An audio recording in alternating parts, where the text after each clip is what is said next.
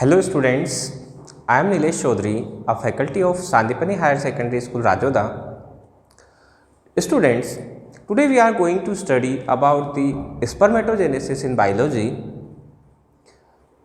Students, spermatogenesis is a process in which the formation of the sperms takes place inside the male body of the human being. बच्चों, जैसा कि हमने देखा है अभी हमारी जो सीरीज़ चल रही है ये सीरीज़ चल रही है हमारी ह्यूमन रिप्रोडक्टिव सिस्टम पर। तो इसमें हम अभी देखेंगे स्पर्मेटोजेनेसिस। जो बच्चे क्लासरूम कोर्स अटेंड कर रहे हैं, हमारा जो क्लासरूम में रेगुलर हैं, वो बच्चे जानते हैं कि अभी हमने टेस्टिस की हिस्टोलॉजी के बारे में पढ़ा है। इसके बाद में अब हम देखेंगे कि how the sperm formation takes place in the testis. तो बच्चों, सबसे पहली बात तो ये कि स्पर्म का फॉर्मेशन, स्पर्म मेल गैमेट होता है ह्यूमन बॉडी में, तो इसका फॉर्मेशन टेस्टिस में होता है। अब गैमेट अगर है तो हमने सेल्स को देखा है on the basis of the presence of the chromosomes in them कि हैप्लॉइड होती है और डिप्लॉइड होती है। तो यहाँ पर जो स्पर्म होता है, स्पर्म एक डिप्लॉइड सेल होती है। अब बात आती है कि स्पर्म का फॉर्मेशन स्टार्ट कब से हो जाता है ना। ह्यूमन बीइंग की ऐसी कौन सी एज है मेल की जिस एज में आकर के स्पर्म का फॉर्मेशन स्टार्ट हो जाता है। तो बच्चों, ये डिपेंड करता है कि जब प्यूबर्टी अटेन करती है मेल बॉडी, है ना, जब सेकेंडरी सेक्सुअल कैरेक्टर्स अपीयर होने लगते हैं, that condition is called puberty. तो it is nearly about 12 to 14 years जो स्टार्टिंग होने की एज है स्पर्मेटोजेनेसिस की, वो है लगभग 12 to 13 ईयर्स। और कब तक चलता है? तो स्पर्म का फॉर्मेशन लगभग 55 to 60 ईयर तक कंटिन्यू रहता है मेल बॉडी में। बट अगर हम इसके अपोजिट देखें, फीमेल बॉडी में ओवम का फॉर्मेशन, जो एक फॉर्मेशन होता है, फीमेल गैमेट फॉर्मेशन है, वो कब तक होता है? तो वो थोड़ा सा स्टार्ट हो जाता है early age compare to the male body. वो 11 to 12 ईयर की एज में स्टार्ट हो जाता है और 55 to 60 ईयर तक कंटिन्यू नहीं होता है। फीमेल में जो oogenesis की प्रोसेस है वो चलती है लगभग 45 to 50 ईयर्स, तब जाकर के ओवम का फॉर्मेशन बंद हो जाता है। That condition is called menopause. तो उसके बारे में भी हम देखेंगे भी। अभी फर्स्ट ऑफ ऑल हम देखते हैं स्पर्मेटोजेनेसिस के बारे में। तो देखो बच्चों, यहाँ पर जो स्पर्मेटोजेनेसिस की प्रोसेस है, इसे हम ब्रॉडली 2 पार्ट में डिवाइड करते हैं, है ना। First, the formation of the spermatid, वो सेल जो स्पर्म बना रही है ना। स्पर्मेटिड में एक्चुअली जो स्पर्म होता है वो मोटाइल स्ट्रक्चर है। It can swim, it has the tail, जिसकी हेल्प से वो स्विमिंग करके ओवम तक पहुंचता है। बट जो सेल बनती है सबसे first of all, that cell is called spermatid. उस सेल का नाम क्या है? स्पर्मेटिड है। तो सबसे फर्स्ट हमारी जो पोजीशन आती है वो आती है फॉर्मेशन ऑफ स्पर्मेटिड, या इसी को हम स्पर्मेटोसाइटोजेनेसिस भी बोलते हैं, है ना। फर्स्ट स्टेप ये हो गई। अब स्पर्मेटिड जब बन गया तो फिर उसमें कुछ चेंजेस आते हैं और वो पूरी तरह से मैच्योर होकर के जो स्पर्म है वो बनाता है। तो स्पर्मेटोसाइड में जो भी चेंजेस आएंगे, है ना, after the formation of the spermatid, the changes that occurs in spermatid, that is called spermatid Metamorphosis, है ना। और स्पर्मेटिड मेटामॉर्फोसिस के बाद ही जो स्पर्मेटिड है वो पूरी तरह से कंप्लीटली स्पर्म बनता है। ठीक है बच्चों। तो अब यहाँ पर जो हमारी फर्स्ट स्टेप है, that is formation of the spermatid. इसमें हम देखते हैं कि स्पर्मेटिड के फॉर्मेशन को हम 3 कैटेगरी में डिवाइड करते हैं। 3 अलग अलग स्टेप है इसकी, उसमें डिवाइड करते हैं। जिसमें सबसे फर्स्ट ऑफ ऑल अगर हम देखें तो फर्स्ट स्टेप है हमारी माइटोटिक मल्टीप्लिकेशन, है ना। आपने सेल डिवीज़न के बारे में पढ़ा है, तो 2 तरह के सेल डिविजन्स पढ़े हैं हमने, माइटोटिक एंड मियोटिक। तो यहाँ पर जो फर्स्ट स्टेप है हमारी वो है माइटोटिक मल्टीप्लिकेशन। फिर सेकेंड थिंग आती है हमारी ग्रोथ फेज, कि जो सेल बनी उससे हमारी माइटोटिक डिवीजन से वो ग्रोथ करेगी। आगे हम इसी को डिटेल में देख रहे हैं अभी। थर्ड आती है हमारी मैच्योरेशन फेज या फिर मियोटिक फेज, है ना। फर्स्ट वाले हमारे माइटोटिक थी, सेकंड जो थर्ड आ रही है वो है मियोटिक। तो चलिए बच्चों, अब हम स्टार्ट करते हैं हमारा स्पर्मेटोजेनेसिस की प्रोसेस। तो यहाँ पर ये जो स्ट्रक्चर आपको दिखाई दे रहा है राउंड स्ट्रक्चर, ये एक्चुअली हमारा टेस्टिस का टीएस है। और ये जो राउंड स्ट्रक्चर है ये है सेमिनिफेरस ट्यूब्यूल का, seminiferous tubule that is present in testis. अब जो स्पर्म का फॉर्मेशन होगा वो होगा सेमिनिफेरस ट्यूब्यूल में। जब हमने हिस्टोलॉजी ऑफ टेस्टिस पढ़ा तो आपको पता है कि ये जो सेल्स आपको दिखाई दे रही है, जो ब्लैंक है यहाँ पर, है ना बच्चों, इन सेल्स का नाम हमने देखा था सर्टोली सेल्स, जिसमें यहाँ पर मैंने पहले से बनाया हुआ है कि जो स्पर्म्स है, स्पर्म्स उसके अंदर की तरफ हेड करके वहाँ पर रेस्टिंग कंडीशन में है। और ये जो राउंडेड स्ट्रक्चर हमें दिखाई दे रहे हैं ब्लू कलर में इस तरह के, ये है हमारे स्पर्मेटोगोनियल सेल। क्या बोलेंगे बच्चों इनको हम? Spermatogonial cells. स्पर्मेटोगोनियल सेल्स वही सेल्स जो कि स्पर्मेटोगोनिया या जो स्पर्म्स को फॉर्म करेंगे, जो बनाएंगे उसको। अब देखो बच्चों, जो सेमिनिफेरस ट्यूब्यूल की सबसे आउटर लाइनिंग या जो सबसे फर्स्ट लेयर यहाँ पर है जो सेल्स की, सबसे आउटर लेयर, ये लेयर जिसको हम कहते हैं germinal epithelium. This germinal epithelium is responsible for the formation of spermatocytes या स्पर्मेटोगोनियल सेल। जो स्पर्मेटोगोनियल सेल बन रही है जो कि स्पर्म्स को बनाएगी, वो किससे बन रही है? हमारी जर्माइनल एपिथेलियम, है ना। ये जो सबसे ऊपर की जो लेयर है जिसका नाम हम यहाँ पर लिख देते हैं जर्माइनल एपिथेलियम।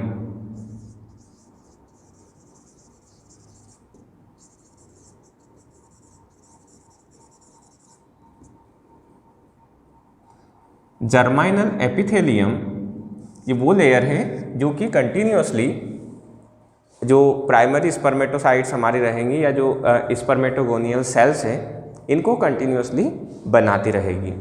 कारण क्या है बच्चों कि जो स्पर्म फॉर्मेशन की जो प्रोसेस है वो प्रोसेस कंटिन्यूअसली चलना है up to the age of 55 to 60 years, है ना।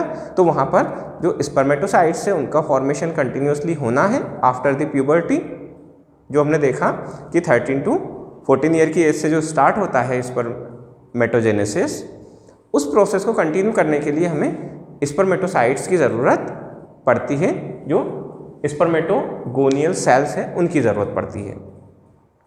चलिए बच्चों, तो अब हम स्टार्ट करते हैं हमारा मेन टॉपिक इसमें जो है स्पर्मेटोजेनेसिस। चलिए आपको एक जादू दिखाते हैं।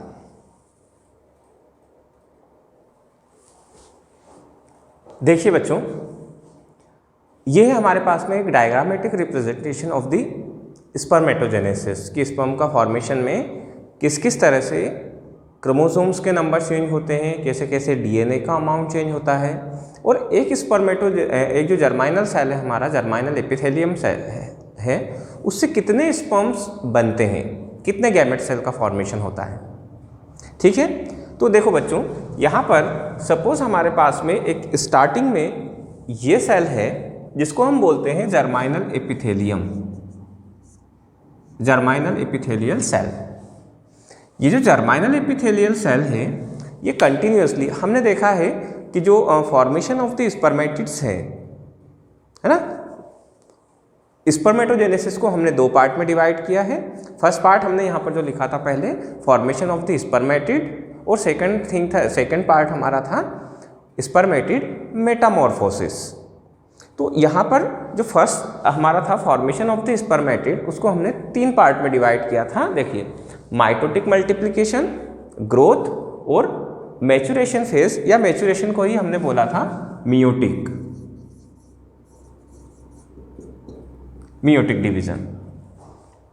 तो सबसे फर्स्ट जो जर्माइनल एपिथेलियम है वो माइटोटिक मल्टीप्लिकेशन में होगा, माइटोटिक मल्टीप्लिकेशन के बारे में आपने पढ़ा है कि माइटोसिस में कभी भी नंबर ऑफ क्रोमोसोम्स चेंज नहीं होते, number of chromosomes always remains same. तो देखो यहाँ पर जो जर्माइनल एपिथेलियम है ये 2 सेल्स बनाता है, जिन सेल्स को हम बोलते हैं स्पर्मेटोगोनिया, है ना। 2 सेल बनाता है, एक है टाइप ए सेल और दूसरा है टाइप बी सेल। दोनों में डिफरेंस ये है बच्चों कि टाइप ए सेल जो है ये कंटिन्यूअसली डिवाइड होता रहेगा और स्पर्मेटोगोनिया बनाता रहेगा, है ना, क्योंकि प्रोसेस को कंटिन्यू भी करना है। 13 to 14 ईयर्स की एज से लगा करके 60 ईयर की एज तक कंटिन्यू करना है। तो अगर स्पर्म का फॉर्मेशन इतने लंबे टाइम तक होना है तो वहाँ पर फिर हमें स्पर्मेटोगोनिया सेल की ज़रूरत पड़ेगी स्पर्म बनाने के लिए। तो अगर सभी सारे के सारे यहाँ पर ये जो स्पर्मेटोगोनियल सेल्स हैं, अगर ये स्पर्मेटोगोनियल सेल्स सभी के सभी स्पर्म में कन्वर्ट हो जाएंगे तो यहाँ पर फिर नए स्पर्म बनाने के लिए सेल नहीं बचेंगे। इसलिए जो जर्माइनल एपिथेलियम है वो 2 तरह की स्पर्मेटोगोनियल सेल बनाता है, जिसमें से एक होती है टाइप ए जो कंटिन्यूसली डिवाइड होकर के स्पर्मेटोगोनिया बनाती रहती है, माइटोटिक डिवीजन जिसमें कंटिन्यू चलता रहता है। दूसरी होती है हमारी type B cell. Type B spermatogonia second stage में आती है ग्रोथ फेज में। तो हम यहाँ पर लिख देते हैं कि यहाँ से हमारी ये जो फेज स्टार्ट हो रही है ये है ग्रोथ फेज। बाकी जो टाइप ए का है वो फिर से डिवाइड होता रहेगा, उसमें से फिर टाइप ए और टाइप बी बनेंगे। Type B next growth phase में चले जाएंगे, टाइप ए कंटिन्यूसली डिवाइड होते रहेंगे। अब इसने जो हमारे स्पर्मेटोजेनेसिस वाले साइकिल में एंट्री की है टाइप बी स्पर्मेटोगोनिया ने, तो ये जो टाइप बी स्पर्मेटोगोनिया है फिर यहाँ से ग्रोथ फेज में आती है, सेकेंड पॉइंट हमारा। और ग्रोथ होकर के देखो पहले छोटी थी, अब ग्रोथ होकर के बड़ी हो गई नीचे। क्या सिर्फ उसकी साइज में हमें बड़ी दिखाई दे रही है या कुछ और भी डिफरेंस है? तो देखो बच्चों यहाँ पर हमने देखा था कि जो जर्माइनल एपिथेलियम है ये हमारी 2n कंडीशन में है, मतलब डिप्लॉइड नंबर ऑफ क्रोमोसोम्स जो है वो इसमें डिप्लॉइड है। अब इसमें जर्माइनल एपिथेलियम में जब माइटोटिक डिवीजन हुआ तो माइटोटिक डिवीजन में नंबर ऑफ क्रोमोसोम्स चेंज नहीं होते हैं। तो यहाँ पर जो टाइप बी और टाइप ए बनी तो टाइप ए भी हमारी 2n है और टाइप बी भी 2n है। नंबर ऑफ क्रोमोसोम्स जो है वो ऑलमोस्ट दोनों में सेम है, ऑलमोस्ट मतलब एग्जैक्टली सेम है as that of the germinal epithelium. अच्छा, नंबर ऑफ क्रोमोसोम के साथ साथ में सेकेंड चीज हम इसमें मेंशन कर देते हैं अमाउंट ऑफ डीएनए, है ना। तो अमाउंट ऑफ डीएनए हम मान लेते हैं कि यहाँ पर 2c है, 2n 2c कंडीशन है, नंबर ऑफ क्रोमोसोम्स डबल है और जो डीएनए का अमाउंट है उसे भी हमने c से रिप्रेजेंट किया है और वो भी 2c माना है हमने इसमें। अब क्या होगा बच्चों कि जब ये ग्रोथ फेज में होगी, ग्रोथ फेज में जब ये ग्रोथ करेगी, साइज में बड़ी होगी, तो ये कंडीशन बनेगी इसमें। अब इस कंडीशन में हम देखें कि इसकी साइज तो बड़ी है but number of chromosomes will not change. Number of chromosomes जो हैं वही रहेंगे, मतलब यहाँ पर अगर 2n है तो यहाँ पर भी 2n ही रहेंगे, पहली बात। लेकिन अब देखो यहाँ पर जो क्रोमोसोम्स थे उनके जो क्रोमेटिड्स थे वो सिंगल सिंगल थे। जैसे ह्यूमन बीइंग की बात हम करें तो ह्यूमन बीइंग में 46 क्रोमोसोम्स होते हैं। तो देखो बच्चों एक बात और बता देता हूँ मैं आपको कि number of chromosomes are always counted on the basis of centromere, है ना। सेंट्रोमियर क्या होता है? जब एक क्रोमेटिड का हम स्ट्रक्चर देखते हैं इस तरह का, तो ये जो सेंट्रल पोर्शन है, this centre portion is called centromere, इसका नाम है सेंट्रोमियर।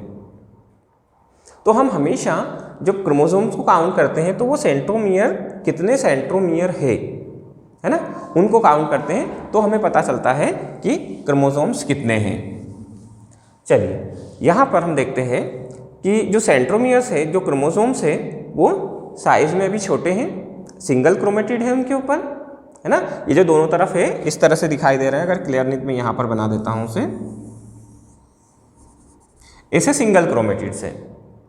अब जैसे ग्रोथ फेज में आई तो इनमें जो क्रोमेटिड्स था या जो number of amount of DNA था वो जस्ट डबल हो गया। किस तरह से कि सेंट्रोमियर तो एक ही है, इससे एक एक और क्रोमेटिड्स बढ़ गया, ग्रोथ फेज में ग्रोथ कर लिया। अब नंबर ऑफ क्रोमोसोम्स तो एक ही है ये, but amount of DNA just got doubled. DNA double हो गया, तो यहां पर हम क्या लिख देंगे 2n। नंबर ऑफ क्रोमोसोम्स तो 2n है, सेम है, बट जो अमाउंट ऑफ डीएनए है वो क्या हो गया बच्चों, यहां पर हमारा 4c हो गया है ना। यहाँ जो डीएनए था वो डीएनए डबल जरूर हुआ है, but number of chromosomes double नहीं हुए हैं क्योंकि सेल ने ग्रोथ की है। अब यहां से हम देखें कि ये जो कंडीशन है इसको हम बोलेंगे प्राइमरी स्पर्मेटोसाइट। क्या बोलेंगे बच्चों इसको हम, प्राइमरी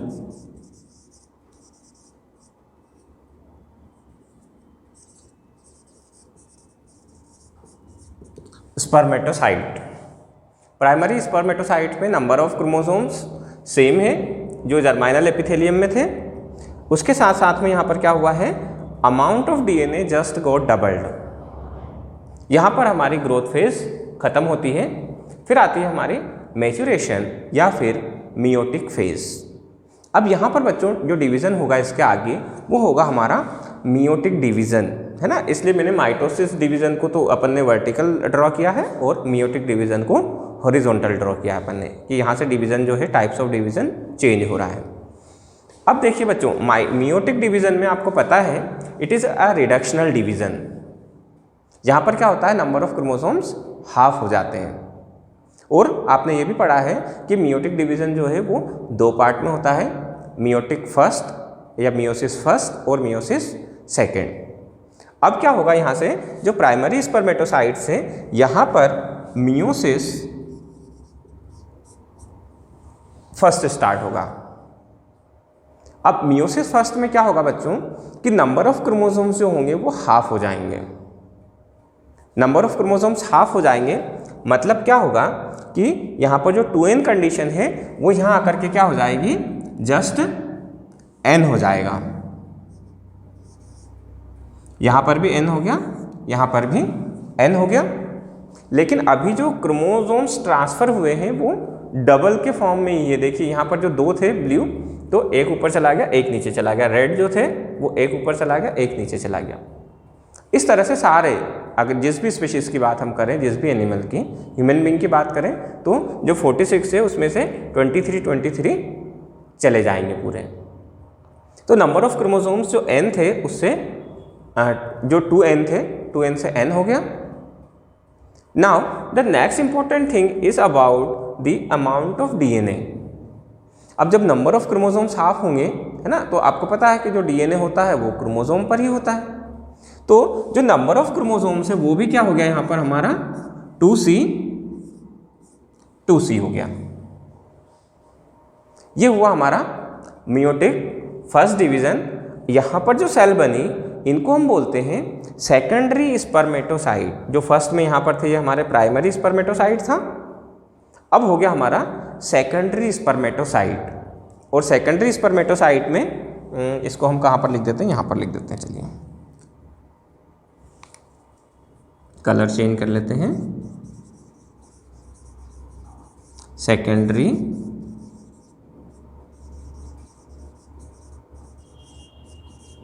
स्पर्मेटोसाइट।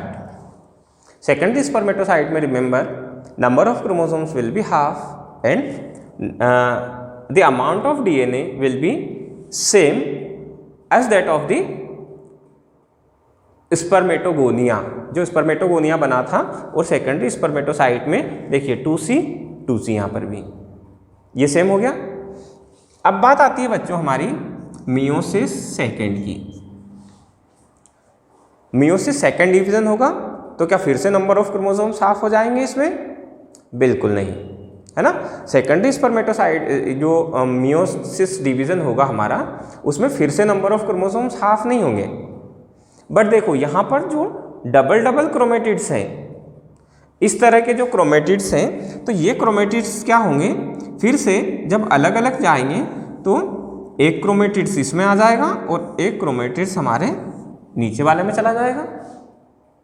तो देखिए इसमें यहाँ पर एक जो दो थे सेंट्रोमियर से अलग हुए, एक सेंट्रोमियर यहाँ पर बनाया, एक ब्लू यहाँ पर गया, एक रेड भी यहाँ पर गया और एक इसमें से ब्लू यहाँ पर, एक रेड यहाँ पर। तो क्या हुआ बच्चों कि जो कंडीशन थी हमारी, यहाँ पर भी n number of chromosomes, n number of chromosomes n और यहाँ पर भी n, लेकिन चेंज किस में आया बच्चों? चेंज आया हमारे अमाउंट ऑफ डीएनए में, कि जो सेकेंडरी स्पर्मेटोसाइट्स में अमाउंट ऑफ डीएनए जो 2C था वो अब क्या हो गया, यहाँ पर C हो गया, यहाँ पर भी C हो गया, यहाँ पर भी C हो गया और इसमें भी C हो गया। ठीक है, नंबर ऑफ जो amount of DNA will reduce to the half level. अब इसमें हम देखें बच्चों कि ये जो 4 सेल्स बनी है हमारी, this 4 cells are known as spermatids. इन सेल्स को हम क्या बोलेंगे? स्पर्मेटिड्स। और यही हमारी जो फर्स्ट स्टेप थी, first step of the spermatogenesis, that is formation of the spermatid. और सेकेंड स्टेप है हमारी स्पर्मेटिड मेटामॉर्फोसिस। तो ये यहाँ पर अपना कंटिन्यू ये ओवर हुआ यहाँ पर कि स्पर्मेटिड का जो फॉर्मेशन होता है वो किस तरह से होता है। सेकेंड स्टेप में क्या होगा बच्चों कि जो मेटामॉर्फोसिस, हमने जब स्ट्रक्चर पढ़ा है स्पर्म का, तो स्पर्म के स्ट्रक्चर में हमने देखा कि स्पर्म कुछ इस तरह का होता है। आगे हम इसी पे पूरा एक वीडियो भी आएगा आपको, स्ट्रक्चर ऑफ द स्पर्म।